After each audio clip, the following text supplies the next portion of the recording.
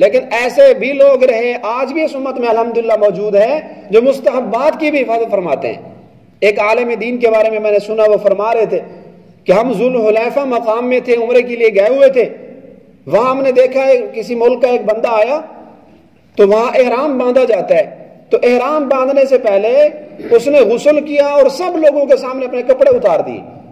اب کپڑے اتارے اور غسل کیا اور بعد میں اس نے احرام وغیرہ باندھا، تو وہ عالم دین فرما رہے تھے ہم اس کے پاس گئے اور اس بندے کو پکڑا، ہم نے اس سے پوچھا کہ تو نے یہ حرکت کیوں کی ہے؟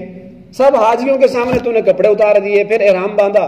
بندہ بھی اچھا خاصا سلجھا ہوا لگتا ہے، سمجھدار لگتا ہے، جیسے تعلیم یافتہ آدمی پڑھا لکھا ہوتا ہے، لیکن حرکت اس نے گھٹیا کر دی کہ لوگوں کے سامنے اپنے کپڑے اتار دیے۔ تو سب لوگوں نے پکڑا اور اس سے پوچھا بھی تو نے ایسا کیوں کیا؟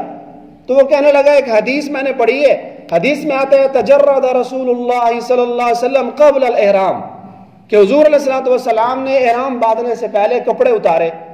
تجرد کا معنی ہے کپڑے اتارنا، ننگا ہو جانا۔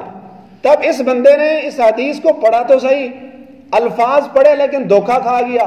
تو وہ عالم سے فرما رہے تھے ہم جتنے بھی تھے ہم نے سب اس کو پکڑا اور اس کو سمجھایا، اس کا مطلب ہے حضور نے کپڑے اتارے، یہ مطلب ہرگز نہیں ہے کہ لوگوں کے سامنے اتار دیے۔ تو سب لوگوں کے سامنے اپنا ننگیز ظاہر کر رہا ہے۔